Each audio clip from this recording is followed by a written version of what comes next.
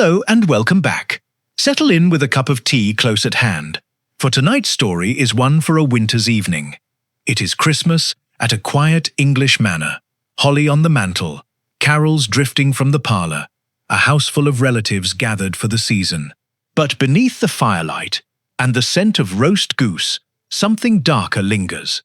Among the guests is a man both feared and quietly despised, a blackmailer who has made a habit of trading in other people's secrets. On Christmas morning, he is found dead in his room, and it seems nearly everyone at the table had reason enough to wish him gone.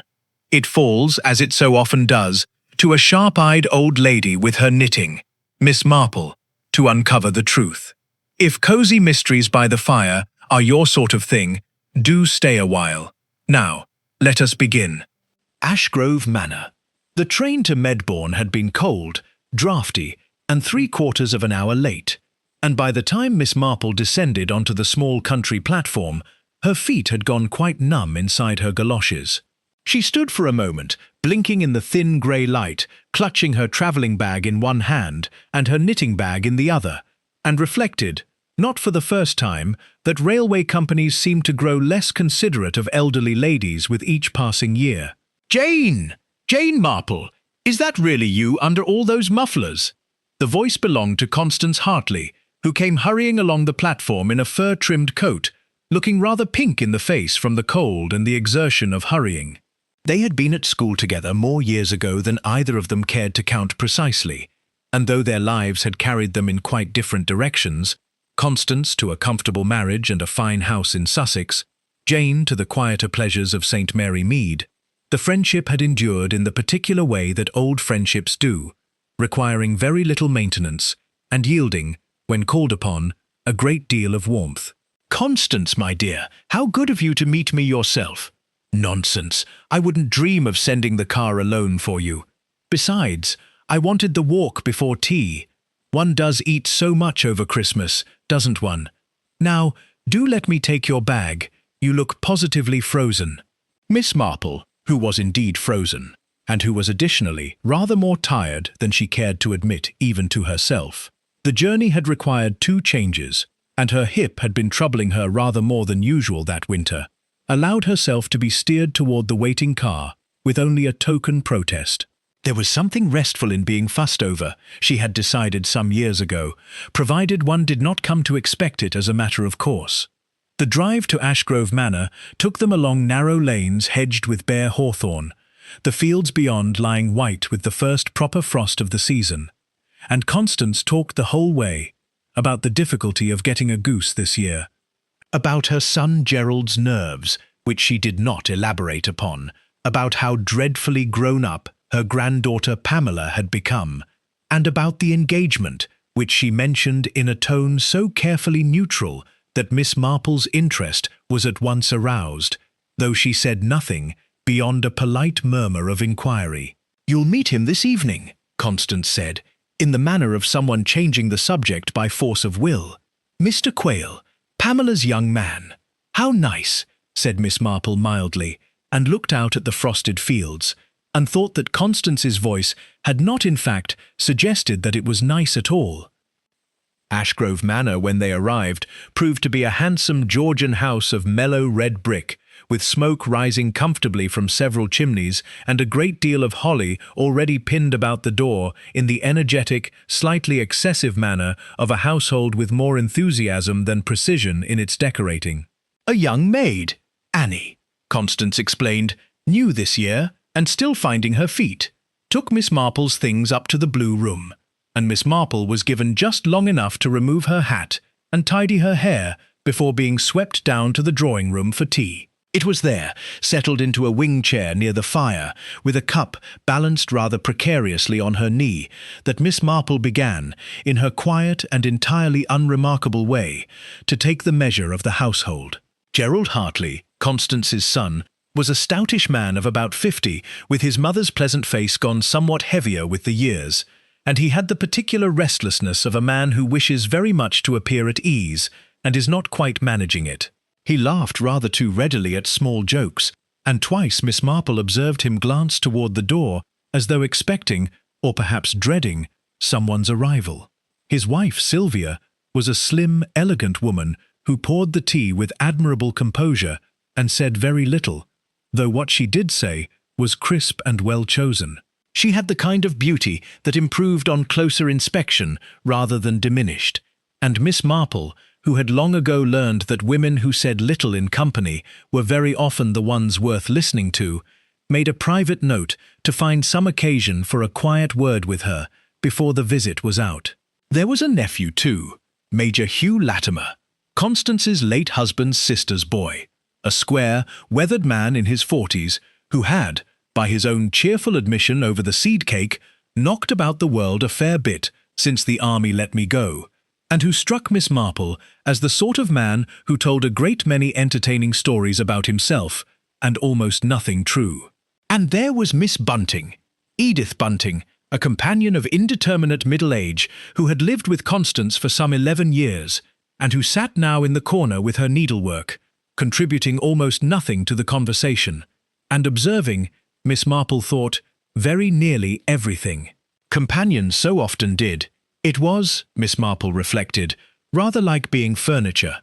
One heard the most extraordinary things, simply by being too unremarkable to be minded.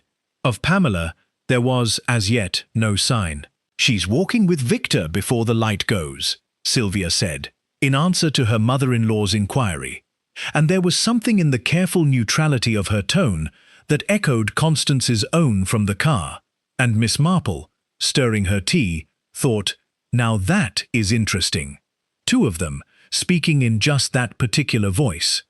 Victor Quayle arrived with Pamela some 20 minutes later, stamping snow from his boots in the hall with a great deal of cheerful noise, and was brought into the drawing-room with his cheeks ruddy from the cold, and an expression of such practised charm that Miss Marple, who had met a good many charming men in her long life and had learned to be faintly suspicious of the practised variety, found herself watching him with particular attention.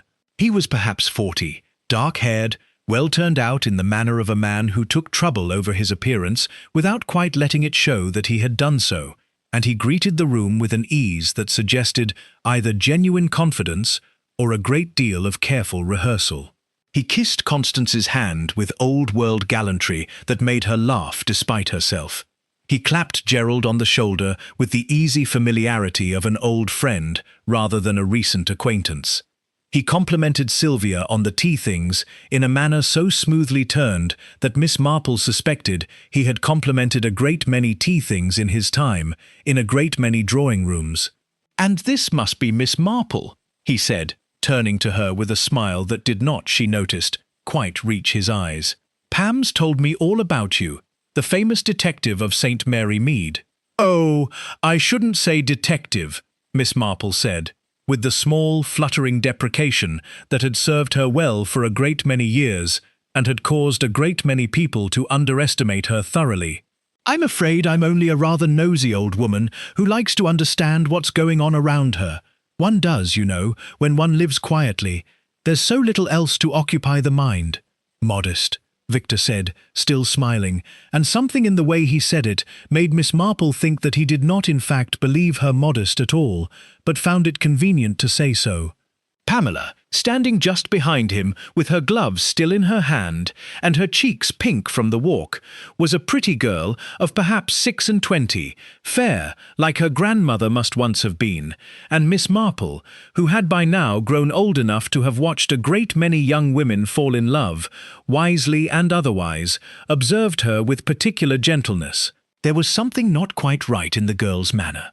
A brightness that seemed deliberately maintained, like a fire one keeps stoking because one is afraid of what the room will feel like if it goes out. "You must let Miss Marple rest before dinner, all of you," Constance said, rising with the air of a woman glad of an excuse to end the gathering. "She's had a dreadful journey, haven't you, Jane?"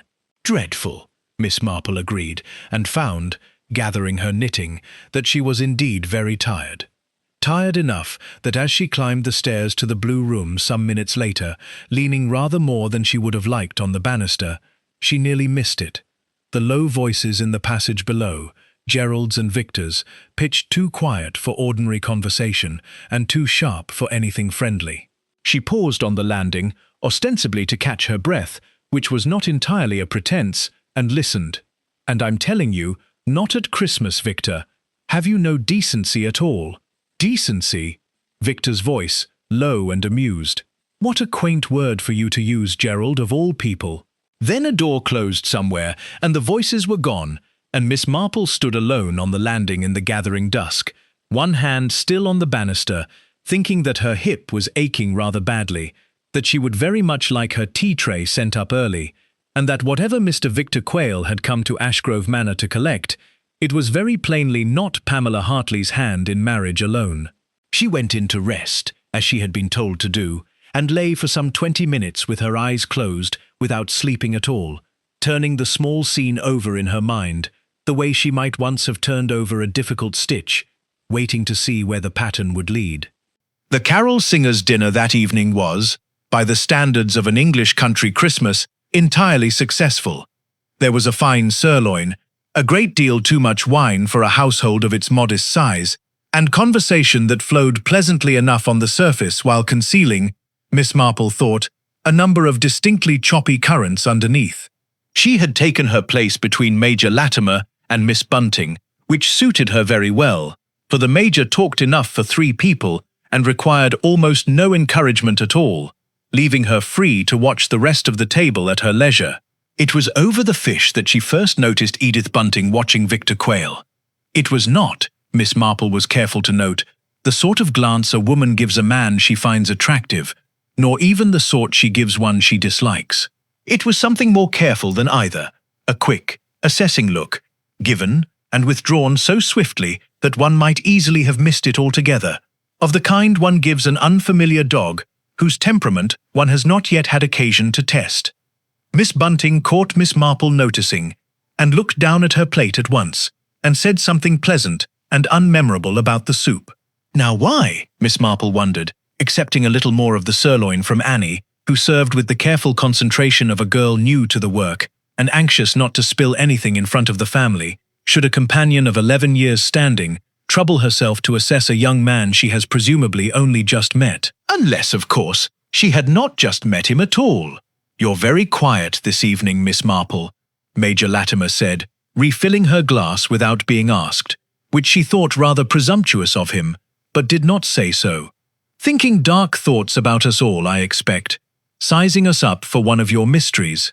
"Oh, I'm sure I shouldn't know how to begin," Miss Marple said. "I find real people so very much more puzzling than anything in a book, Major. In a book, you see, the author has been kind enough to leave clues. In life, one is left to manage entirely on one's own. And do you find many clues at Ashgrove, then?" he asked, with the particular jocular emphasis of a man who believes himself to be making a very good joke. "A few," Miss Marple said placidly, and took a sip of her wine, and watched, over the rim of her glass, as Victor Quayle leaned across the table to say something low to Pamela that made the girl laugh too brightly and glance, just for an instant, toward her father. Gerald Hartley was not looking at his daughter at all. He was looking at Victor, and his hand, Miss Marple noticed, was gripping his wineglass rather harder than the conversation seemed to warrant. After dinner, the household gathered, as households of that sort generally did at that time of year, in the drawing-room for charades and a little desultory carol-singing around the piano, which Sylvia played rather well, in the brisk, unfussy manner of a woman who had learned as a girl and never quite let the skill go. Miss Marple settled in her wing chair with her knitting once more in hand. She was working on a small jumper for the vicar's grandson, a pattern she could now manage almost without looking at it, which left her eyes admirably free for other employment, observed the gathering, with the particular attentiveness she generally reserved for occasions when nobody supposed themselves to be observed at all. It was during Good King Wenceslas that she noticed Pamela slip out into the hall. She did not, of course, follow at once. That would have been remarkably ill-mannered, and besides, her hip was troubling her again, the cold of the journey having settled into it in the way it so often did these days. But some 5 minutes later, when the carol had given way to "The Holly and the Ivy," and nobody appeared to have remarked on the girl's absence at all, Miss Marple set down her knitting with a small apologetic murmur about needing a glass of water, and made her way, with what she hoped was an entirely unhurried air, toward the hall. She found Pamela by the foot of the stairs, not with Victor at all, but with a stranger, a thin, sharp-faced man of perhaps 45, dressed with a sort of expensive carelessness that struck Miss Marple at once as the costume of a man who wished it to be supposed he did not care for appearances, while caring for them a very great deal indeed. "And I'm only saying," he was saying, in a voice pitched low but not so low that it failed to carry into the hall, "that Christmas is a sentimental season, my dear, and sentiment so often loosens the purse strings. I should think your grandmother would find a great deal to be sentimental about, if it were properly explained to her." "You're disgusting," Pamela said, in a voice that shook. "Does Victor know you're here? Does he know what you—" "Victor," the man said, with a small, unpleasant smile, "knows exactly as much as is good for him to know. As, I should think, do you, my dear, if you've any sense at all. Now," he broke off, having caught sight of Miss Marple hovering, with every appearance of harmless confusion, near the drawing-room door. "Ah, we have an audience." "I do beg your pardon," Miss Marple said, in the fluttering, apologetic tone she had cultivated over so many decades that it had become, by now, almost entirely genuine. "I was only looking for a glass of water. My throat, you know, in this dry weather. I had no idea anyone was." "Quite all right," the man said smoothly, though his eyes, which were a pale and rather unpleasant grey, lingered on her a moment longer than the situation strictly required. "I'm Lucas Reeve, a guest, like yourself. I don't believe we've met. Jane Marple. How do you do, Mr. Reeve?" "Miss Marple." He repeated it consideringly, and something flickered behind the pale eyes that Miss Marple did not at all care for. "I've heard the name, I think. Don't tell me. You're the lady from St. Mary Mead, the one who's so very good at finding things out." "Oh, I'm sure people exaggerate dreadfully," Miss Marple said. "I'm only an old woman who likes a quiet life and a good deal of knitting." "Of course," said Lucas Reeve, and smiled again, and Miss Marple thought it was, on the whole, one of the least pleasant smiles she had encountered in a very long while, the smile of a man entirely confident that he held every advantage in any room he chose to enter. "Well, I mustn't keep you from your water, Miss Marple, or you, my dear, from the carols." He turned and walked away toward the library, unhurried, his hands in his pockets, and Pamela stood quite still for a moment, white about the mouth, before she caught Miss Marple's eye and attempted, not very successfully, to smile. "I'm so sorry you had to hear that, Miss Marple. He's a dreadful old bore, really. An old friend of Victor's family, I think, or something of that sort." "He turns up everywhere, does he?" said Miss Marple gently, and did not believe a word of the explanation, and patted the girl's hand and said nothing further, for she had learned a very long time ago that the kindest thing one could often do for a frightened young person was simply to let them suppose their fright had gone unnoticed. She did not get her glass of water until rather later, and by then she had learned, in the unhurried, apparently aimless way she moved through other people's houses, a good deal more. She learned it from Annie, the young maid, encountered in the passage by the back stairs, looking flustered and near to tears, who confided, entirely without prompting, for Miss Marple had only asked, with great kindness, whether the poor girl wasn't run quite off her feet this Christmas, that Mr. Reeve had arrived, quite unexpected that afternoon, and the master weren't at all pleased about it, miss, I could tell, though he said nothing in front of the company, and Mrs. Hartley went quite white when she heard his name announced, and I don't know what's to be done about the spare room, miss, for nobody told me he was expected at all. She learned it, too, from a fragment overheard near the conservatory door, where Sylvia Hartley stood with her arms wrapped about herself, as though the December cold had somehow penetrated the warm room, speaking low and urgent to her husband. "He wouldn't dare, Gerald, not at Christmas, not in front of your mother, wouldn't he?" Gerald's voice, bitter in a way that did not suit his pleasant, heavy face at all. "You don't know him as I do, Sylvia. He'd sell his own mother's grave if there was a profit in it. And she learned it, finally. simply by watching, over the course of the evening, the curious geometry of the room, how Lucas Reeve, returning at last from the library to take a desultory part in the charades, seemed to draw every eye toward him, and every conversation away, how Gerald would not meet his glance, how Sylvia's smile grew brittle whenever he spoke, how Major Latimer, of all people, who had talked so freely and so entertainingly all through dinner, fell suddenly and conspicuously silent whenever Reeve addressed a remark in his direction, and answered only in short, careful sentences, like a man picking his way across thin ice. Only Edith Bunting seemed entirely unmoved by his presence, sitting in her corner with her needlework, looking up now and again with that same quick, assessing glance Miss Marple had noticed at dinner, though whether this signified composure or simply a very great deal of practice at concealment, Miss Marple was not, as yet, prepared to say. It was Constance, drawing her aside near the end of the evening, with a cup of cocoa pressed into her hands.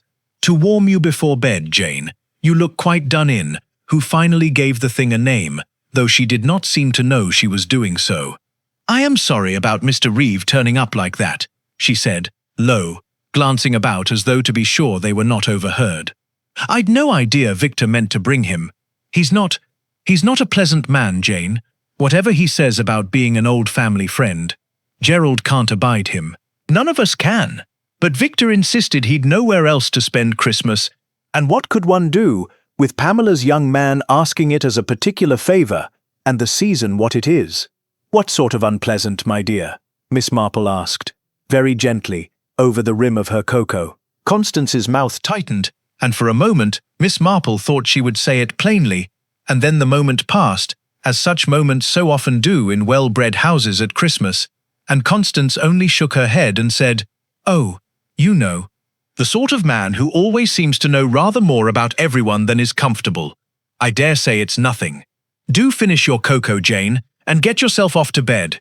You've a journey behind you, and tomorrow's Christmas Eve, and there's no end of fuss still to come." Miss Marple finished her cocoa and went up to bed as she was bid, her hip aching with every stare, and lay for some while in the dark of the blue room, listening to the house settle around her. A door here, a low voice there, footsteps on the back stairs that paused outside her own door for one held breath before moving on, and thought, before sleep finally claimed her, that she had come to Ashgrove Manor for a quiet family Christmas, and that she did not believe, on the whole, that she was going to get one. A very quiet Christmas morning. Miss Marple woke, as she generally did these days, somewhat before it was strictly necessary to do so, and lay for some minutes listening to the particular stillness of a house on Christmas morning, that hush before the bells, before the children, had there been any, might have come thundering down to the stockings, before the business of the day properly began. Her hip ached. It always ached rather more in unfamiliar beds, and she allowed herself the small private grumble she permitted herself on such mornings, and then got up and dressed with the unhurried thoroughness of a woman who had long ago made her peace with not being quick about things any longer. It was nearly 8:30, and she was only just fastening her second shoe when she heard the scream. It came from somewhere along the passage, a high, cracked sound, more shock than terror, cut off almost as soon as it began, as though the person making it had clapped a hand over her own mouth in horror at what she had let escape. Miss Marple sat quite still for a moment, one shoe fastened and one not, and then finished the task with steady fingers. There was, she had found over a great many years, very little to be gained by hurrying into a crisis improperly shod, and went out into the passage. There was already a small knot of people gathered at the far end, outside a door Miss Marple did not recognize, and at the centre of it stood Annie, white as her own apron, being held up rather inexpertly by Major Latimer, who looked as though he had no idea what to do with his hands. "What is it?" Constance was saying, hurrying along the passage in her dressing gown, her hair still in its night plait. "Annie, child, whatever's the matter?" "It's Mr. Reeve, ma'am." Annie's voice came out in a thin, wavering thread. "I took his tray up, same as always, and he didn't answer when I knocked, and I thought he was sleeping it off, ma'am, begging your pardon. But the door wasn't latched proper, and it swung open when I knocked again, and—" She stopped, and began, quite suddenly, to cry. "He's dead," said Major Latimer, with the bluntness of a man who has seen death before and has not entirely learned tact about it. "I went in when she screamed. He's dead, Mrs. Hartley, and I shouldn't think it was natural by the look of him." There was a silence in the passage of the kind Miss Marple had encountered before, on other occasions of a similar nature. A silence that was not empty at all, but rather very full, crowded with the things people were thinking and not saying. She moved forward, unobtrusively, to the edge of the little group, and Gerald Hartley, arriving at that moment in his shirt-sleeves with his collar still unfastened, pushed past them all and went into the room. He came out again very quickly, his face the colour of old putty. "Don't let Pamela see," he said, to nobody in particular, and then, gathering himself with visible effort, "Sylvia, telephone the police, at once." "The police?" Constance repeated faintly, as though the word belonged to some other, more distant sort of life altogether, one that had no business intruding on Christmas morning at Ashgrove Manor. "Yes, mother, the police." Gerald's voice had gone very flat and careful, the voice of a man holding himself together by main force. "He didn't die in his sleep. There's a wound, and the room's been gone through. Drawers open, papers everywhere." Miss Marple, standing quietly at the back of the little crowd, with her hands folded in front of her, found herself looking not at the door of the dead man's room, which she had no particular wish to see into just yet, but at the faces around her, and it was, she thought afterward, rather a remarkable thing to observe, the variety of human response to sudden and violent death. Constance's face showed simple, old-fashioned horror, the horror of a gentlewoman to whom murder was a thing that happened in newspapers and not in one's own spare bedroom.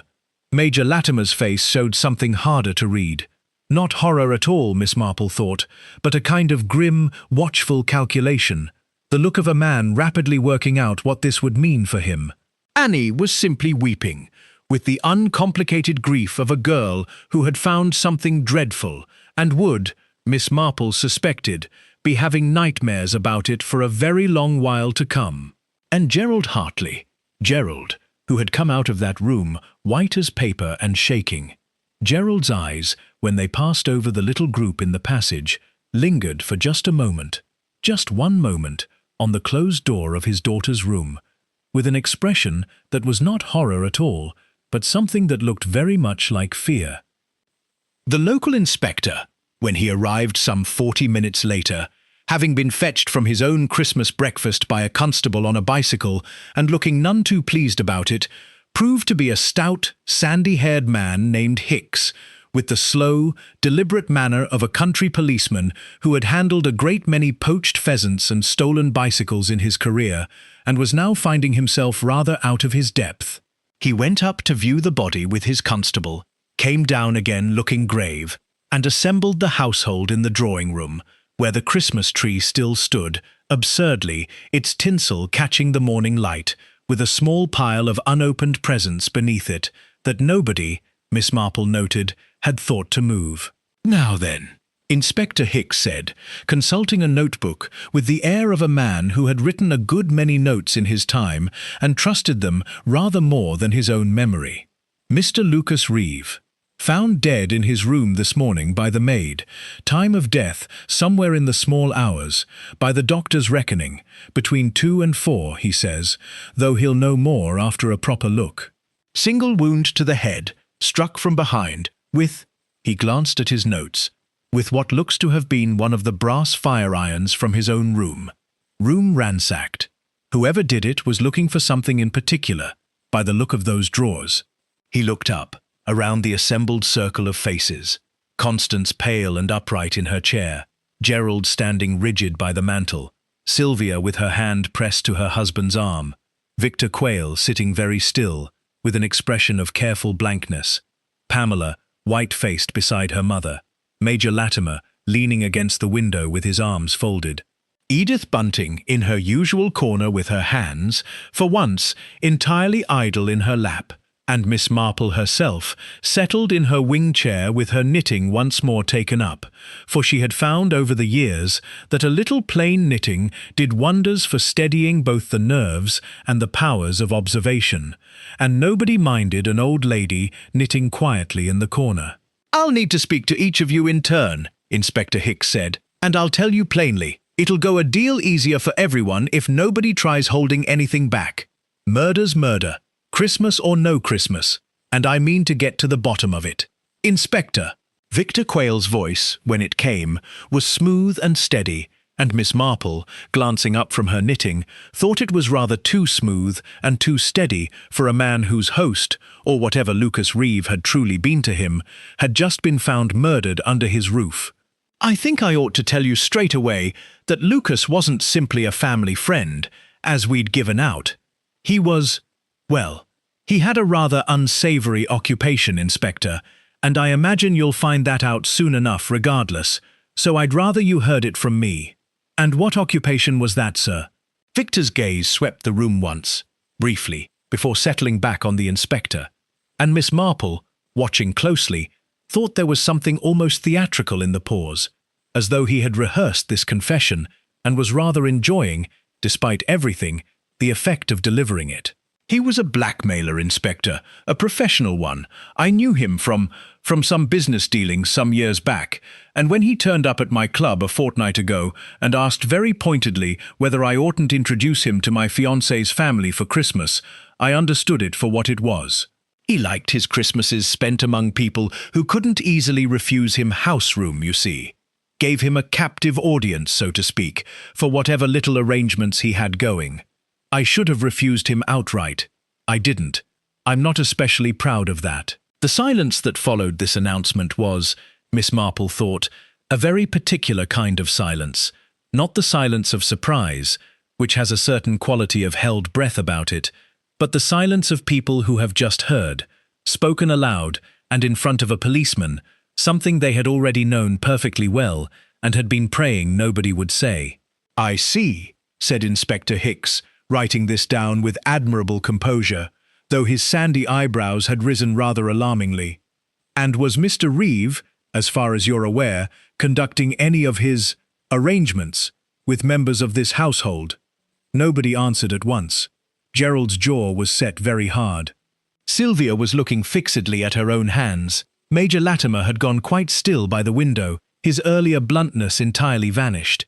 Even Constance, gentle, bewildered Constance, had pressed her lips together in a thin line that suggested she knew a good deal more than she had any intention of saying to a policeman on Christmas morning. It was Miss Marple, in the end, who broke the silence, not with an answer, but with a small, apologetic cough, and the mild observation, offered in the fluttering tone she reserved for moments when she wished very much to be underestimated.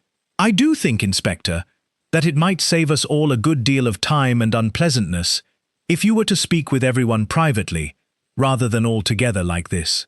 People do find it so very difficult to say true things in front of an audience, don't they? I know I always have."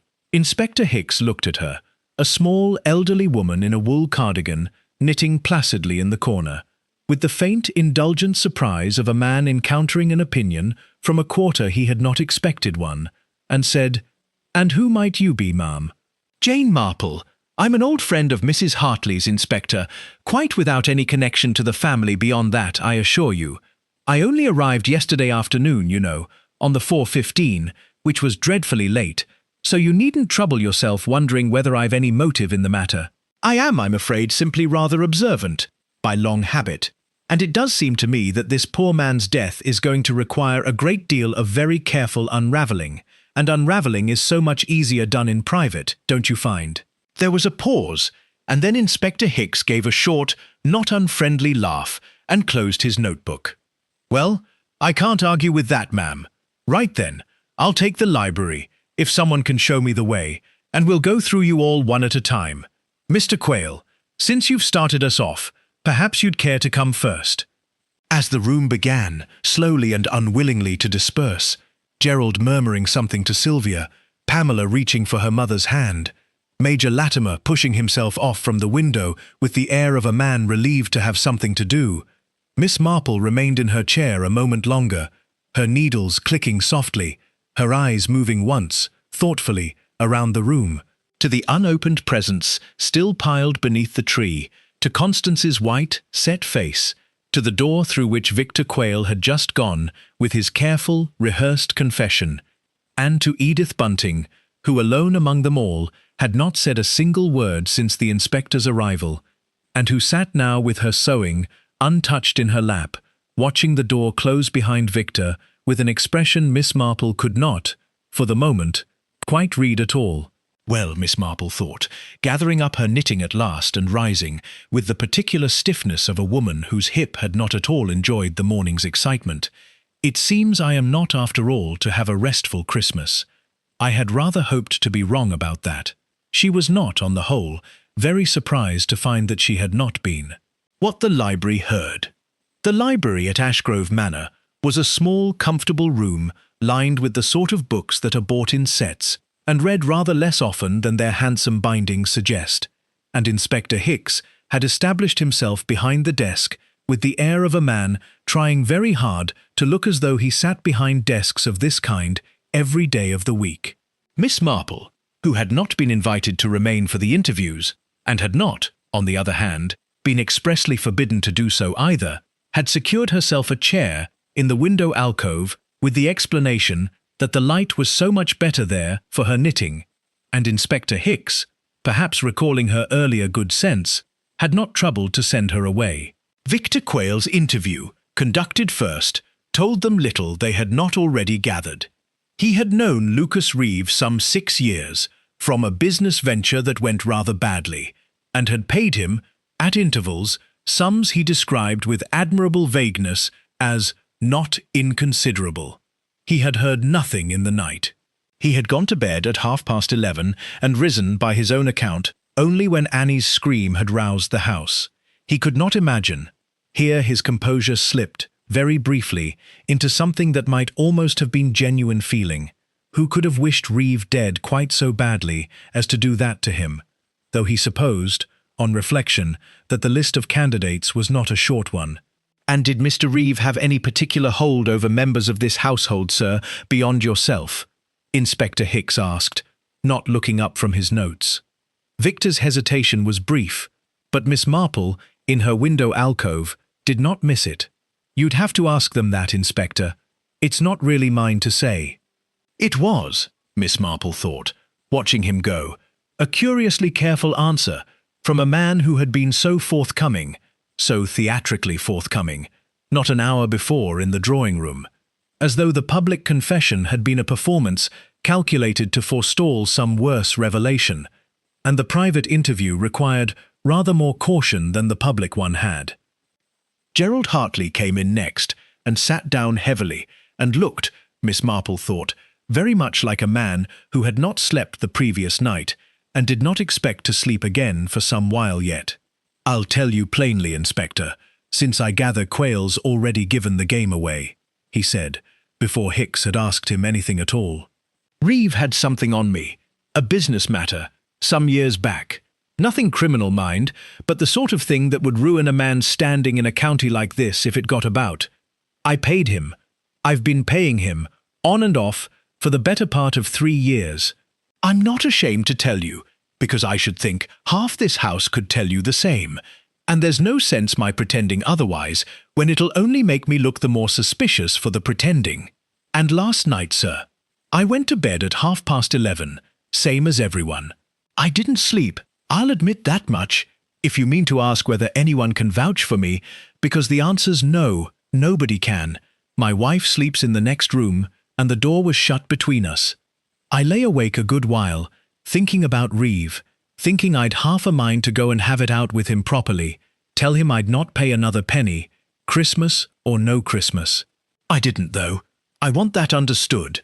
I lay there stewing in my own temper like a fool, and then I suppose I slept eventually, and the next thing I knew was Annie screaming the house down. You considered going to confront him then? I considered it. Gerald's heavy face had gone rather grey. I didn't do it, Inspector. I want that on your record plainly. I considered it, and I didn't do it. And I can't prove that to you any more than I can prove I slept through till morning. But it's the truth, and it's all the truth I've got to give you." There was a silence, and then Gerald added, in a lower voice, looking not at the inspector, but at his own hands, "There's my daughter to think of. You understand. Pamela, if you're going to be looking into what Reeve had on people in this house, I'd ask you to be careful, Inspector, discreet, whatever you find. She's done nothing. None of this is her doing." It was, Miss Marple thought, a curious thing to say, "whatever you find," as though Gerald himself were not entirely certain what the inspector might turn up regarding his own daughter, and was asking, in his clumsy, frightened way, for mercy in advance of the discovery. Sylvia Hartley's interview was brief and admirably composed. She had gone to bed at 11:30, slept, or so she said, though Miss Marple noted the very slight hesitation before the word, and woken only when the house began to stir. She had heard nothing in the night. She knew, she said, that her husband had been paying Reeve money. She had known it for above a year, had begged him to go to the police, had been told it would ruin them both if he did. She did not know the particulars of what Reeve held over Gerald, and said this with a steadiness that made Miss Marple, watching from the window, rather suspect that she did know, or at least suspected very strongly, and had simply decided some while ago that not knowing was the more comfortable position to maintain. "Did Mr. Reeve have any hold over you personally, Mrs. Hartley?" "No, Inspector. Flat, immediate, and," Miss Marple thought, "entirely true," which was interesting in itself, for it meant that whatever fear moved in this house, Sylvia's portion of it was entirely on her husband's account and her daughter's, and not her own. "And your daughter, ma'am? Pamela?" Sylvia's composure held, but only just. "You'll have to ask Pamela that yourself, Inspector. I won't speak for my daughter on a matter of this kind." Pamela Hartley, when her turn came, walked into the library with the particular brittle steadiness of a young woman who has decided in advance, quite deliberately, exactly how much she means to say, and exactly how she means to say it, and who is holding to that decision with both hands. "I'll tell you what I imagine you already suspect, Inspector, since I gather everyone else has been remarkably forthcoming this morning." Her voice shook very slightly on the last word, though her chin stayed up. "Mr. Reeve knew something about me. About a foolish thing I did, some years ago, before I knew Victor at all, that I should be very glad never to have repeated in this house, or anywhere else. He cornered me last night, in the hall, and made it quite clear what he expected, if I wanted my grandmother spared the knowing of it. And what did he expect, Miss Hartley? Money, of course. What else does a man like that ever expect?" There was real bitterness in it now, cutting through the careful composure. "I haven't got money of my own, Inspector. Not really. Not until I'm married. And I told him so, and he said that was a pity, because Christmas was a sentimental season, and my grandmother's purse strings were notoriously loose where her family was concerned, and perhaps I ought to think of a more direct approach to the problem." "Meaning?" "Meaning he expected me to go to my grandmother and ask her for money on some pretext and hand it over to him." Pamela's hands, in her lap, had curled into fists. "I told him I'd see him in hell first. He laughed at me, Inspector. He actually laughed, as though I'd said something terribly amusing. And last night, after that conversation, what did you do?" "I went up to bed. I didn't sleep, if that's what you're asking. I lay awake half the night being furious, and frightened, and ashamed of myself all at once, which is a perfectly dreadful combination of feelings to lie awake with, I promise you. I didn't go anywhere near his room. I didn't touch him. I wanted to, Inspector. I won't pretend otherwise, but I didn't, and I don't know how you mean to prove that beyond my own word, but it's the truth." She left, finally, with her composure cracking only at the very door, and Miss Marple, watching her go, thought of Gerald's pleading words, "Whatever you find," and understood them now entirely, and found herself, not for the first time that morning, feeling a very great deal of sympathy for a household so thoroughly and so cruelly besieged. Major Latimer's interview, when it came, proved unexpectedly brief, for the simple reason that he refused, with a bluntness that bordered on the obstructive, to say anything at all about his own dealings with Reeve beyond a curt acknowledgement that yes, the dead man had known something of his affairs, and no, he didn't propose discussing the particulars with a country inspector on Christmas morning or any other morning, and if Hicks wanted more than that, he'd best be prepared to fetch a warrant and a great deal of patience, because that was all he was getting. "That's not going to look well for you, sir, in a murder inquiry," Hicks observed mildly. "I dare say it isn't," said Major Latimer, entirely unmoved. "But I've kept worse secrets than this, in worse places than a Sussex drawing-room, Inspector. And I don't intend to start unburdening myself now, simply because some blackguards finally got what was coming to him. I heard nothing in the night. I slept like the dead, if you'll forgive the expression. That's my statement, and it's the only one you're getting." He left without another word, and Miss Marple, watching him go with his shoulders set hard and square, thought that here, at least, was a man whose secret she had not the smallest hope of guessing at from observation alone, though she rather suspected, from the particular quality of his silence, that whatever Reeve had held over him was not in the end the kind of secret that drove a man to murder, but rather the kind he had simply grown weary, over a long and complicated life, of having to defend. Edith Bunting came last, and her interview, brief as it was, struck Miss Marple as the most curious of the morning. "I knew Mr. Reeve had a hold over several members of this household, Inspector. Yes," she said, in her quiet, level voice, her hands folded in her lap, with that same composure Miss Marple had noted from the first evening. "I make it my business to notice things, in a house of this kind. One does, in my position. But he had nothing on me personally, if that's what you're asking. And I went to bed at 10, well before any of the others, and slept soundly, and heard nothing at all until the maid screamed. You're very composed about it all, Miss Bunting, if I may say so." "I've had 11 years to grow composed in this household, Inspector," Edith Bunting said, with the faintest, driest edge of something that might almost have been humour.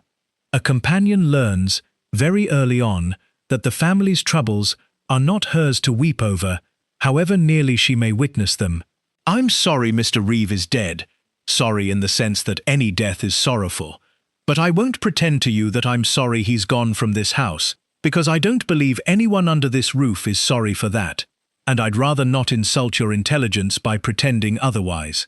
It was, Miss Marple thought, both an entirely honest answer and a very carefully incomplete one, and as Edith Bunting rose to leave, Miss Marple, emboldened perhaps by the morning's accumulating fatigue, which had begun to make her rather less inclined toward her usual patience, spoke up from the window alcove for the first time since the interviews had begun. "Miss Bunting, I wonder, did you know Mr. Reeve before yesterday?" The question hung in the room for a moment, and Edith Bunting turned and looked at Miss Marple with an expression that was, for just an instant, entirely unguarded. And then the guard came down again, smooth and complete, and she said, "Why should you ask that, Miss Marple?" "Oh, only a small thing," Miss Marple said, with her most fluttering, apologetic air, though her eyes did not leave the other woman's face. "You watched him at dinner last evening in rather a particular way, my dear. Not the way one watches a stranger one dislikes on sight, more the way one watches someone one has cause to remember." There was a silence, a long one by the standards of that small library, and then Edith Bunting said, quite quietly, "You're a very observant woman, Miss Marple," and walked out of the room without answering the question at all, which was, Miss Marple reflected, watching the door close behind her, very nearly an answer in itself. Inspector Hicks, closing his notebook with a sigh, looked across at her with an expression somewhere between exasperation and grudging respect. "You see things, ma'am, I'll give you that. Wish you'd been on my side of the desk this morning instead of in that window, might have got a deal further, the pair of us together." "Oh, I shouldn't think so, Inspector," Miss Marple said placidly, gathering up her knitting. "People say so much more, you know, when they think only an old woman with her wool is listening, and not the law at all. I find it answers very well, on the whole, to be underestimated." One simply has to remember to mind the things people say rather than only the things they intend to be heard. She rose, with her usual small stiffness, and made her way toward the door, and paused there, one hand on the frame, looking back at the inspector with an expression that had, for just a moment, lost its fluttering vagueness entirely. "I think, Inspector, that you have collected this morning a very great many reasons why a great many people might have wished Mr. Reeve dead. What I do not think you have collected yet is the reason why one of them, in particular, finally did something about it. And I confess, I find myself rather more troubled by that question than by any of the others. People carry grievances for years, Inspector, without ever lifting a hand. Something happened to change that, last night, in this house, and I should very much like to know what it was." She left him to his notes and went to find her tea, and her hip ached abominably the whole way down the passage, and she thought, not for the first time that long and difficult morning, that she really was getting rather too old for this sort of thing, and then thought, with the small private honesty she permitted herself in such moments, that she had been thinking exactly that for the better part of 20 years, and had not yet found herself able to stop. The pattern in the wool. Miss Marple spent the better part of Christmas afternoon in her wing chair by the drawing-room fire, knitting with the appearance of a woman who has decided, sensibly, to rest her feet and her mind in equal measure, and doing neither. The house had settled into the particular unhappy quiet of a place where something dreadful has happened, and the ordinary business of living must nevertheless go on. Tea still came, brought by Annie with reddened eyes and unsteady hands.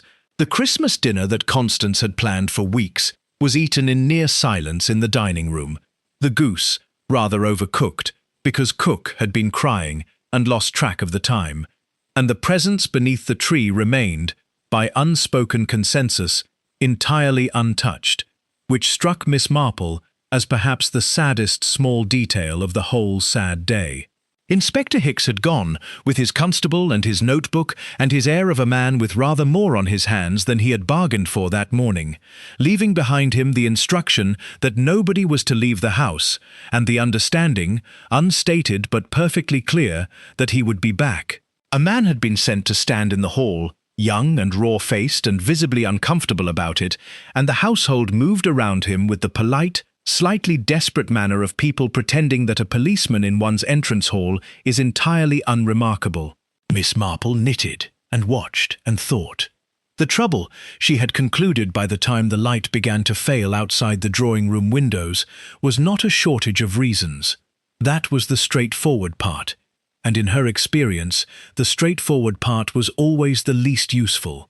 Any one of 5 people in this house had reason enough to have struck Lucas Reeve on the head with a brass fire iron in the small hours of Christmas morning, and the reasons were, moreover, of varying degrees of desperation.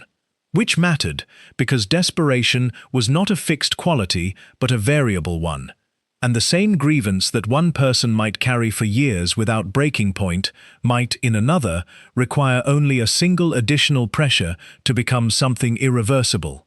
So, not who had reason, but who had reason enough, at that particular moment, to act. She turned this over in her mind, the way she turned a difficult row of pattern, slowly, without forcing it, letting the shape declare itself in its own time. Victor Quayle had made a public confession that morning, smooth and rehearsed, and perfectly calculated to establish him as cooperative, candid, a man with nothing further to hide. Miss Marple had been watching confessions of one sort or another for a very long time, and she had noticed that the ones delivered with that particular quality of polish were very often not confessions of guilt at all, but rather careful acts of misdirection. Here, look at this. Now you need not look at anything else. Victor had been paying Reeve for 6 years. 6 years was a very long time to be paying for something, and a man who had paid for 6 years was not, in the ordinary way of things, a man who had reached the end of his endurance last night, in a strange house, at Christmas, unless something had changed, unless last night something had been said, or shown, or threatened, that made 6 more years of payment suddenly unendurable, or impossible. Gerald Hartley had lain awake, by his own admission, considering going to Reeve's room and having it out with him. He had not done so, he said. But Gerald was the sort of man, solid, conventional, fundamentally decent in the stubborn way of people who have never much examined their own decency, whose rage, when it finally came, would come slowly and then all at once, like water finding a crack in a dam. 3 years of payment, a daughter threatened in his own house at Christmas. A man with a pleasant face gone grey and heavy under a burden he could not put down. And yet, Miss Marple paused in her knitting, frowning slightly at a stitch she thought she might have dropped 3 rows back. Yes, there it was. She had, and it would have to be picked up before she went any further, or the whole front panel would be uneven, and returned, after a moment, to her thinking. Gerald's rage, she felt fairly certain, would express itself in confrontation rather than ambush. He would go, if he went at all, to argue, to threaten back, to stand in the door of Reeve's room and say his piece, with his fists clenched at his sides and his jaw set. He would not, she thought, could not quite make herself see him doing it, creep in the dark, and strike a man from behind while he slept. That was not the shape of Gerald's anger. Pamela was young and frightened and furious, which was a volatile combination in any person. But the young, in Miss Marple's experience, even the frightened and furious young, tended toward impulse rather than calculation. And whoever had searched Reeve's room after killing him had been calculating in a very precise way, had been looking for something specific, and had, she was fairly sure from Hicks's account of the disordered drawers, found it, or at least found enough of it. That required a particular kind of cold-headedness that sat oddly with the shaking, brittle composure Pamela had brought into the library that morning. Major Latimer remained opaque, deliberately so, and Miss Marple had not yet managed to see behind the bluntness to whatever moved underneath. But she thought, turning it carefully, that the Major was a man who handled trouble in a direct, soldierly way, and that his silence was the silence of self-preservation rather than guilt, the careful silence of a man who knows that the less he says, the less can be used against him, which was not at all the same thing as the silence of a man with murder on his conscience, which left, as it had kept leaving, every time she turned the pattern and followed its thread back to the beginning, Edith Bunting. She had not answered the question, "Did you know Mr. Reeve before yesterday?" She had not answered it, and she had not denied it either, which were 2 quite different things. She had said, very quietly, "You're a very observant woman, Miss Marple," and had walked out of the room, and neither Inspector Hicks nor anyone else had apparently thought to press the point further, which suggested to Miss Marple that the inspector had not, in fact, noted the non-answer for what it was. Miss Marple had been thinking about Edith Bunting for the better part of the afternoon, and the more she thought about her, the more interesting the shape of the woman became. 11 years as a companion in this house, a position of peculiar intimacy and peculiar invisibility all at once, present at every family crisis, privy to every secret, trusted and yet so thoroughly taken for granted that one might sit in a corner with one's needlework and know everything that happened under this roof without anyone thinking to consider what one did with the knowing. And she had watched Reeve at dinner with that careful, measuring look, not the look of a woman who had just encountered a man she recognized, but rather the look of a woman who had been expecting him, or something very like him, and was now assessing the reality of him against whatever she had prepared herself for. Miss Marple dropped another stitch, and did not notice it at all, because something had just occurred to her that drove every thought of the knitting entirely out of her head. She had been asking the wrong question. She had been asking why now, why last night, as though the question were about the killer's breaking point, about what final pressure had tipped an enduring grievance into violence. But there was another way to read it entirely, and she did not know why it had taken her this long to see it. The tiredness, perhaps, which did tend to slow her, however much she disliked admitting so. And that was this. What if last night had not been the breaking point of an old grievance at all, but rather the deliberate and calculated end of a much longer plan?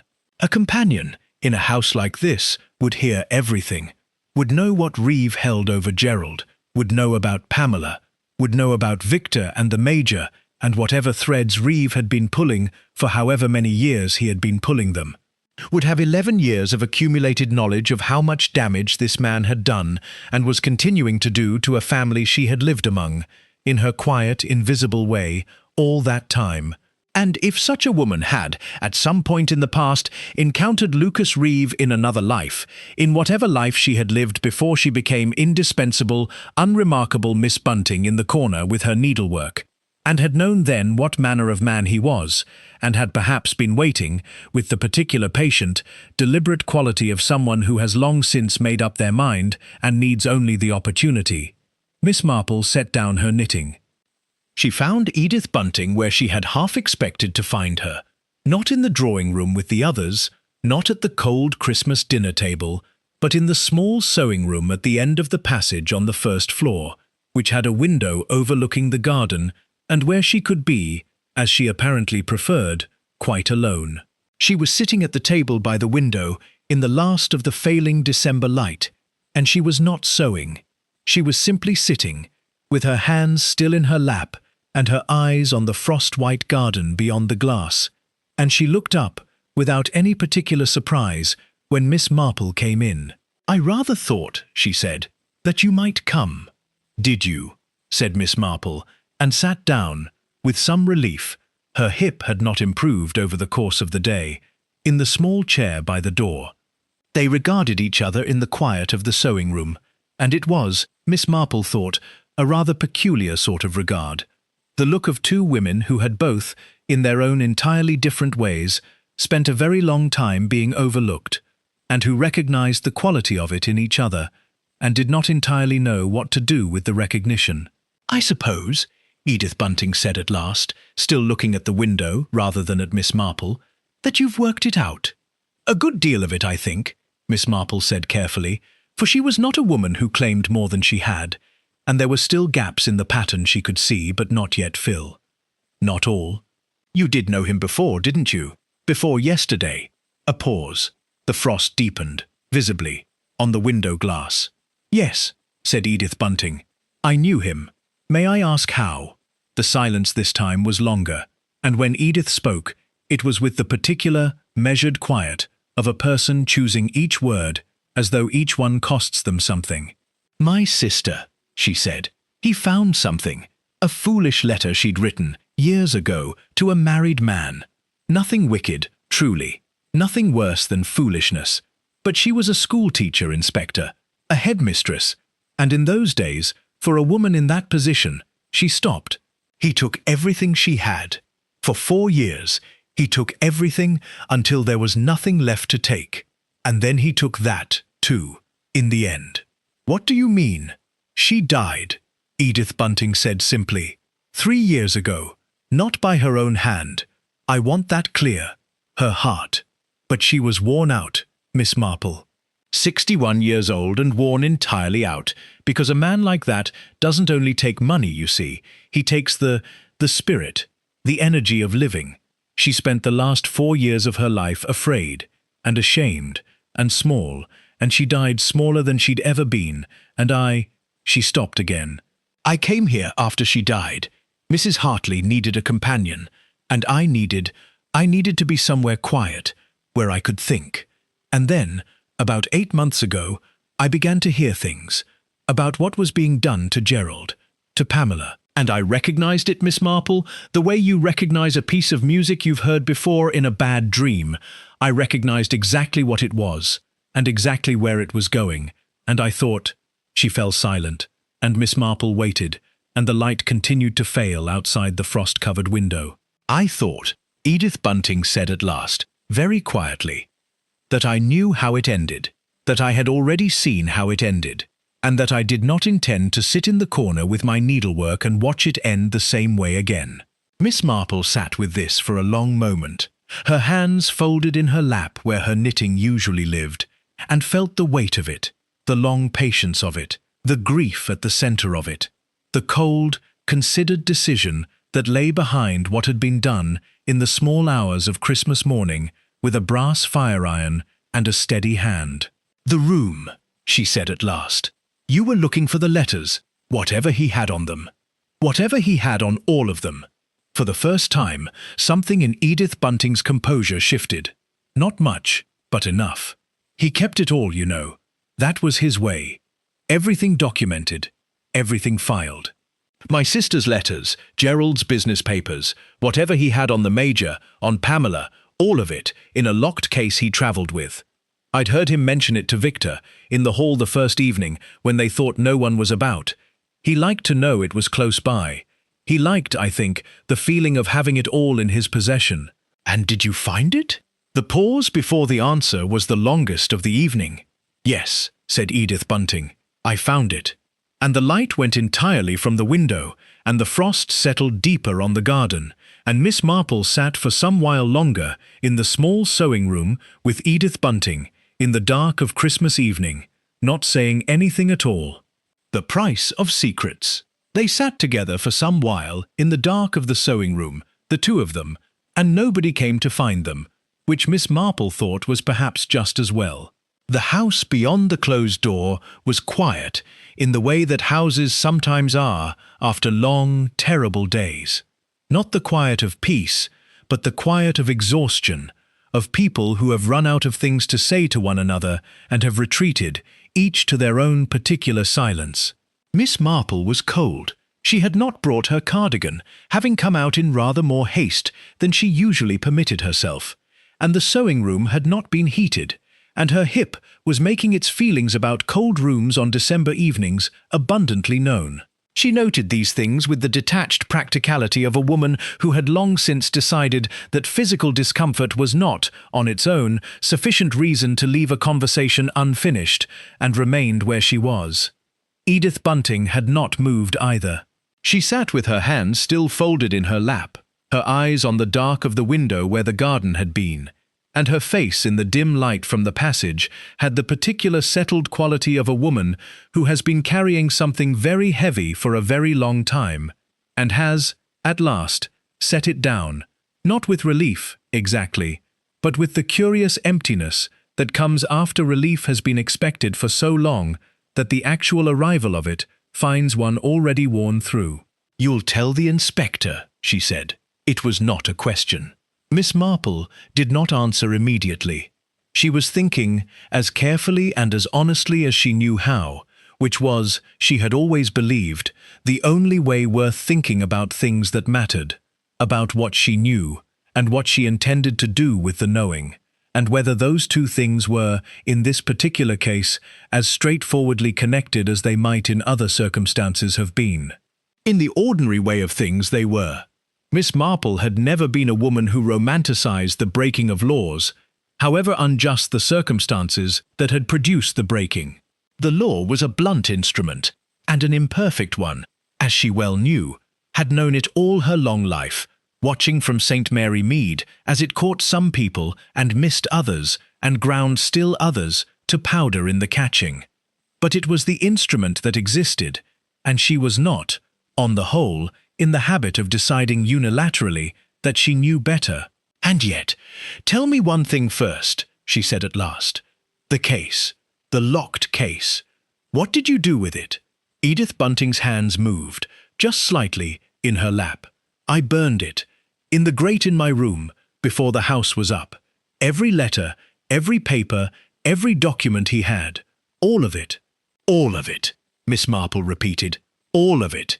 Gerald's papers, whatever he had on the Major, Pamela's, whatever that foolish thing was she'd done, Victor's, though Victor's were thin, I thought, he'd been paying Reeve long enough that Reeve had grown comfortable, and comfortable men grow careless with their files. My sister's letters too, though those were the only ones I truly—" She stopped, and began again, more carefully. "Those were the ones I came for, if I'm honest. The others they were incidental, wrong word. They were not incidental. But they were not why I planned it. I want that clear." "You planned it," Miss Marple said quietly. "From some time ago, since October, when I understood that Reeve meant to spend Christmas here, and that it would be contained, you see, private, a house party, rather than a public place. I thought about it a great deal, Miss Marple. I won't tell you I did it in a moment of passion, because I didn't, and I won't dress it up as something it wasn't.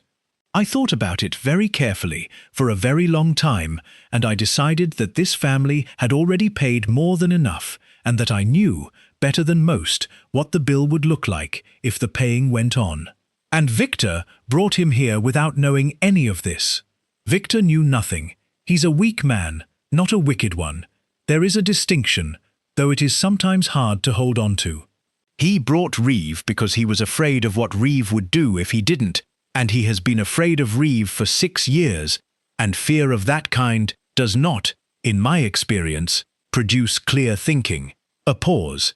I was sorry for him, in a way.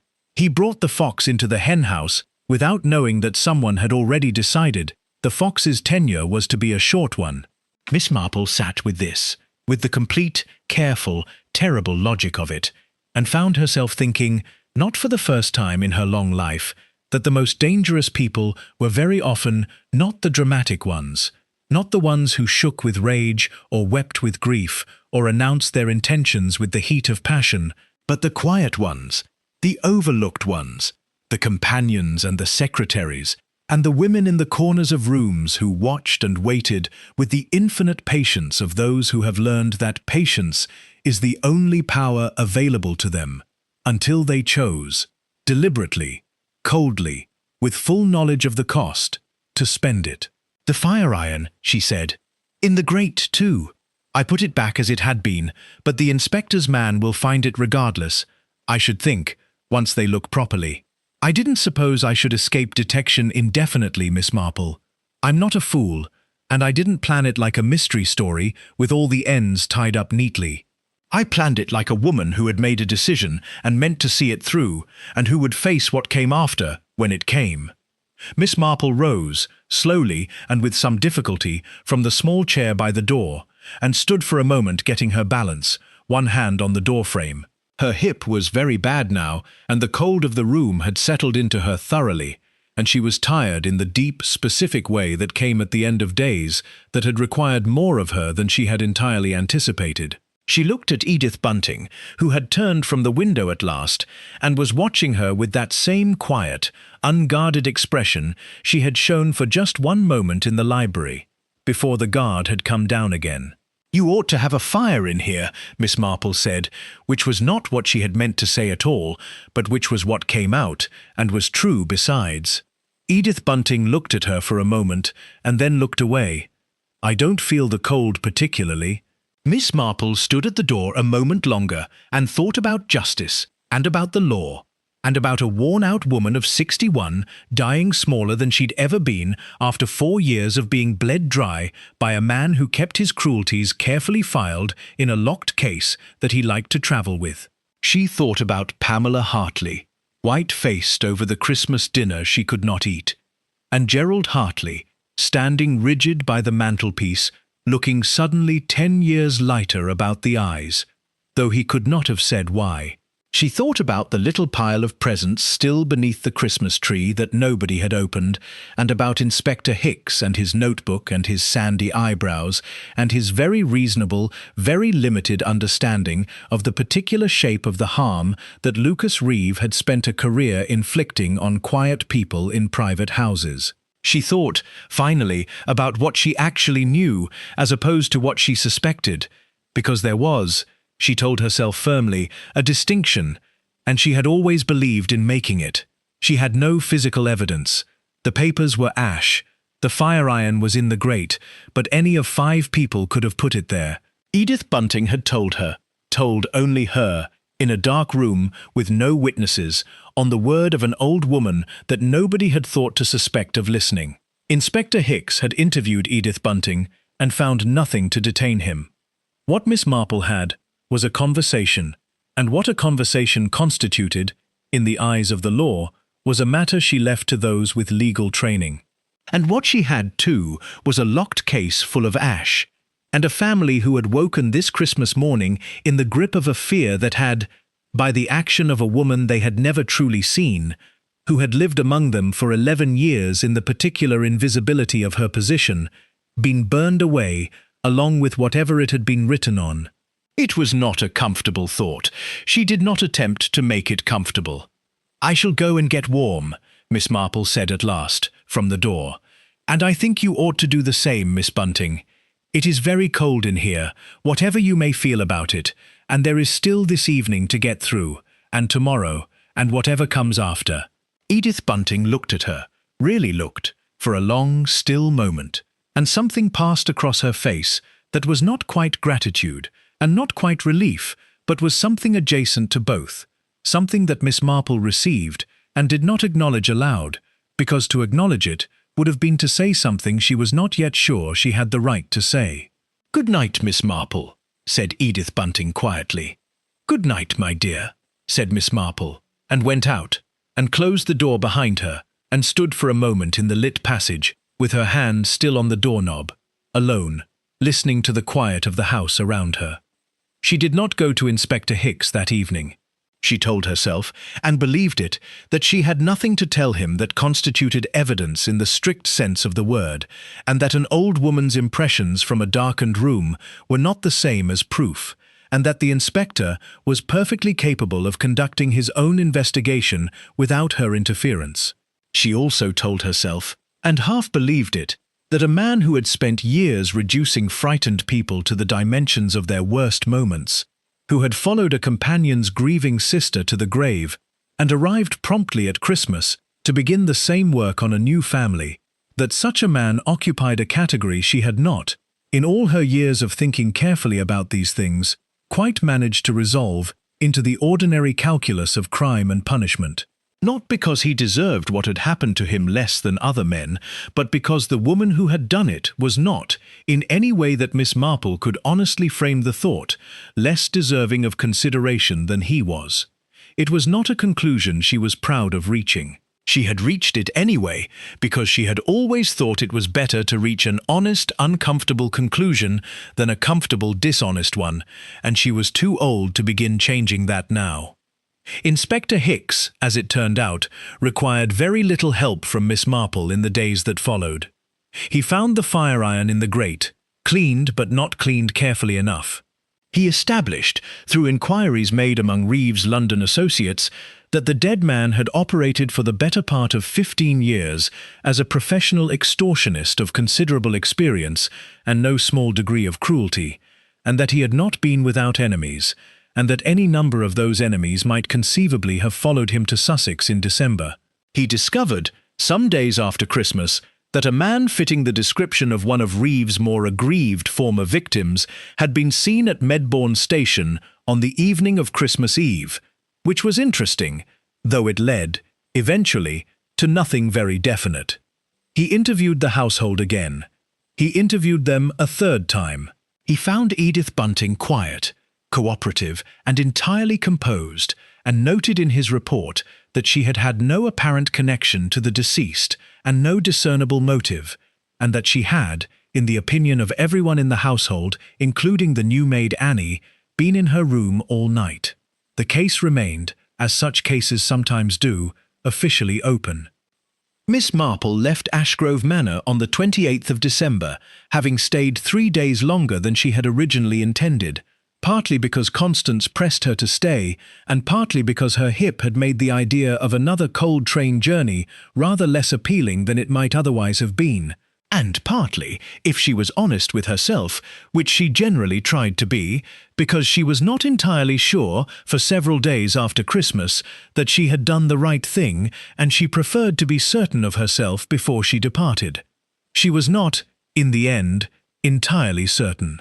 She suspected she never would be, and had decided that this, on the whole, was appropriate, that the cases which left one entirely certain were generally the simpler ones, and that the weight of uncertainty was, in this instance, something she was prepared to carry, because it seemed to her that somebody ought to, and that it might as well be her. Constance came out to the car to see her off, muffled in her fur-trimmed coat against the cold, the frost still thick on the drive, and took both Miss Marple's hands in her own and held them for a moment. "You've been very good for us, Jane," she said, though she could not quite have said in what way. "I don't know quite what I mean by that, but I mean it. You've been steady, when steadiness was needed."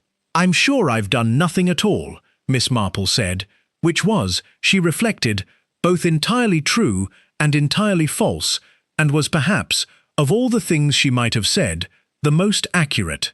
The car pulled away down the frost-white drive, and Miss Marple watched Ashgrove Manor diminish in the rear window, and thought of the little sewing room at the end of the first-floor passage, and the dark garden beyond its window, and a woman sitting quite still, with her hands folded in her lap. She had burned his papers. All of them, Edith Bunting had said. Gerald's, the Major's, Pamela's, Victor's. Every document, every letter, every instrument of a dead man's cruelty, reduced to ash, in a bedroom grate, in the small hours of Christmas morning. Whatever those people had feared, whatever shameful or foolish or simply human thing Reeve had held over them, was gone now beyond any recovery. They would live the rest of their lives not knowing who had freed them from it, nor how, nor at what cost to the person who had done the freeing. It was not, Miss Marple supposed, justice, not in the strict sense, not in the sense that a court of law would recognize, or that the inspector's careful reports would ever capture. But it was, she thought, watching the lane narrow between its bare hedges as the car turned out of the drive, something. It was the end of a long harm and the beginning of something quieter, and if the means by which it had been achieved were not ones she could endorse, could not, would not, even to herself, in the privacy of her own conscience, call right, she found she could not call them entirely wrong either, and she had been trying, honestly and with some discomfort, for the better part of 4 days. She settled back in the car seat, and her hip ached, and the lane was very bare and very white outside, and the sky above it was the pale, clear blue of a December morning that has decided, at last, to be fair. The price of dangerous secrets, she thought, watching the last of the bare hedges give way to open fields, can sometimes be paid in blood. That had always been true. What she had not considered until now was that occasionally, very occasionally, and never cleanly, the paying of that price might also purchase, for the ones who had been made to suffer longest, something that looked, in the right light, on the right December morning, not entirely unlike freedom. She closed her eyes, and the fields ran white and silent past the window, and Miss Marple went home to St. Mary Mead, where her cat and her garden and her village awaited her, quiet and unchanged, and blessedly, mercifully ordinary, and did not speak of Ashgrove Manor again to anyone. Though she thought of it, sometimes on cold December evenings, when the frost came down and the fire burned low in her sitting-room grate. She thought of it, and said nothing, and picked up her knitting, and let the silence be.